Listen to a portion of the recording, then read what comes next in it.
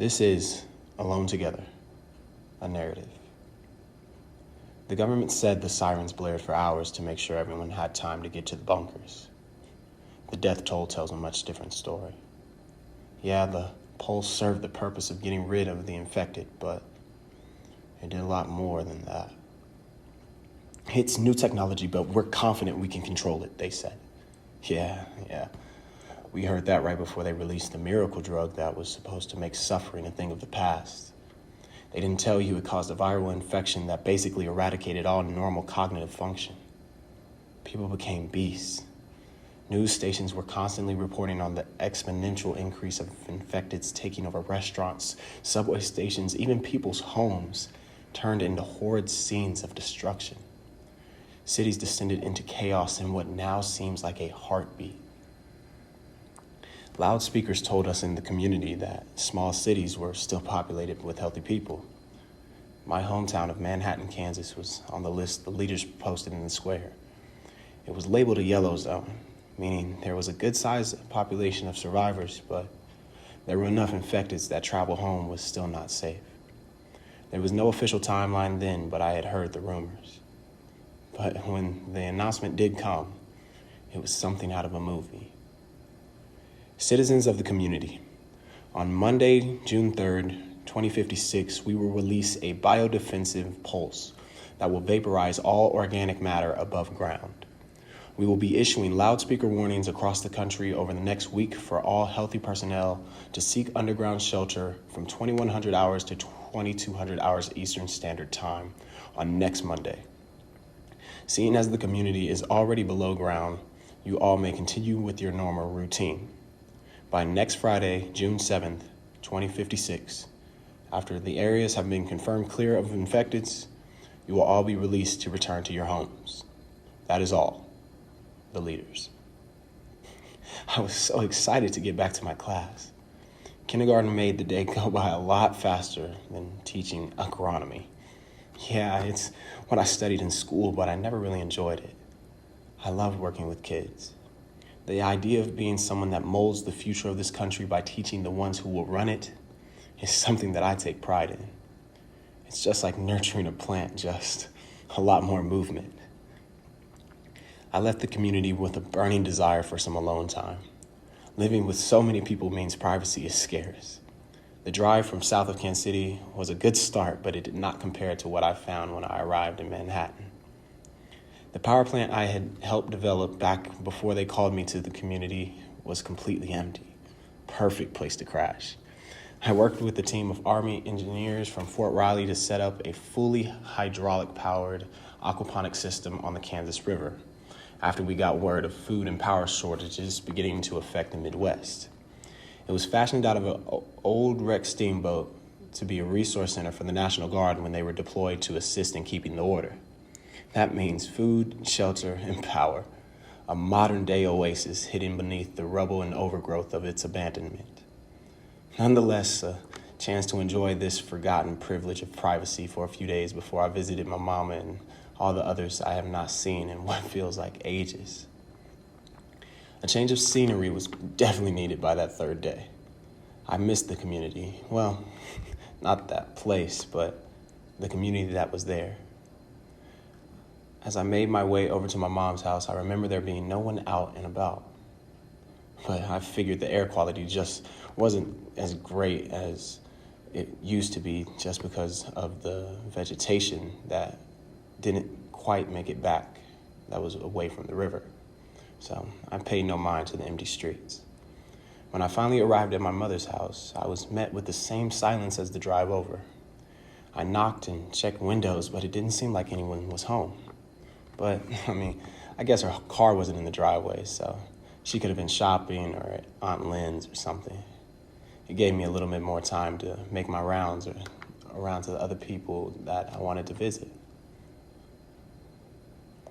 I drove around for hours that day and did not see a single person. I figured everyone was still playing it safe and staying underground. There was not a sign of life up here. I thought the stores would have been back open by that point.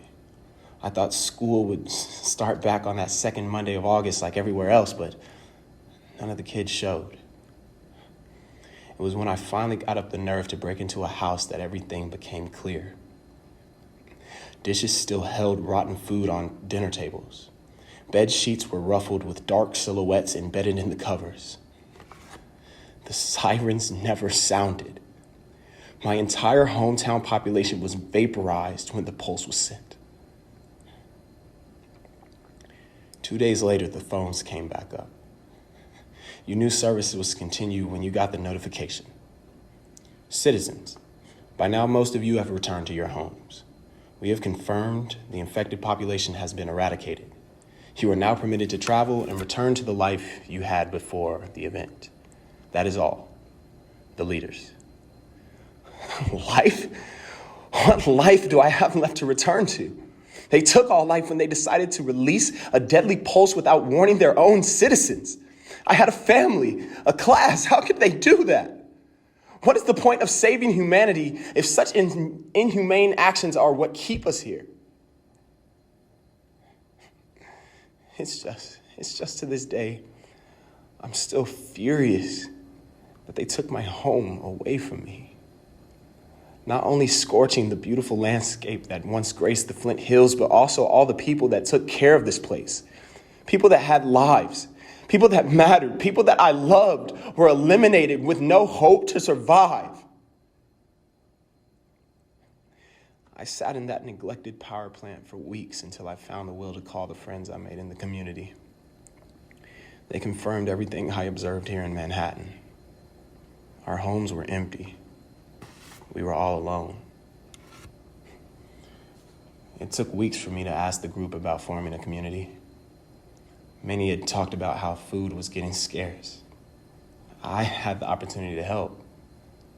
But to be of any help, I needed to make some updates to the system. I needed it to be my permanent home.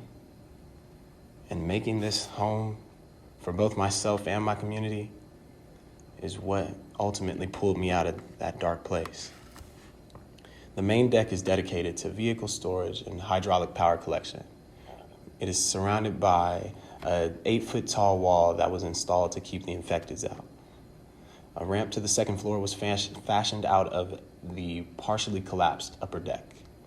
This upper deck is where I threw together a living space for myself.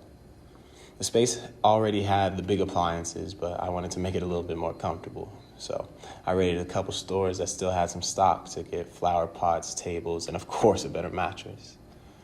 But I wanted the space to focus on what allows for such comforts: the water. Space-defining elements follow a radial grid that guides focus to the aquaponic connection that runs vertically through the center of the living space. This runs up to the roof deck. The roof deck is where the importance of the aquaponic system truly shines. The greenhouse houses the crops, which are all connected to the aquaponic using an irrigation system that runs within the concrete slab the beds rest on. Adjacent to the crops, the forward half of the greenhouse is dedicated to our community. Open classroom space gives me an opportunity to get back to doing what I love: teaching, helping others learn how to set up their own aquaponic systems on the river and grow crops of their own. Large tables gives us plenty of space to continue our group breakfast. Off the aft of the ship, I was able to create 2 outdoor living spaces. One off of the main living space is used as a personal outdoor lounge area. It's enclosed on the eastern and western sides to diffuse light, creating a peaceful lookout on the river to the north. On the roof deck, my personal garden is another spot that I love to spend time. Once people started arriving in Manhattan, I was finally able to show them around and get back into a routine. I like to wake up with the natural eastern light in the mornings. After throwing on some clothes to get moving, I try to get some breakfast and enjoy it in the breakfast nook while the morning light still paints the space. I do the dishes and hop in the shower to get my day started. The system checks and classes usually start around 10 and they go until the early evening. It leaves me a little daylight to either check on the garden, sit out on the aft deck, or get an early start on my TV for the night. Just a chance to wind myself down. I eat a late dinner and reflect on my day under the cool artificial lights. And then it's time to head to bed and get ready to do it all over again. Yeah, it's all been a hell of a ride. And that's the story to this point. just trying to find meaning every day, keep the plants green, and keep this diamond shining in the rough.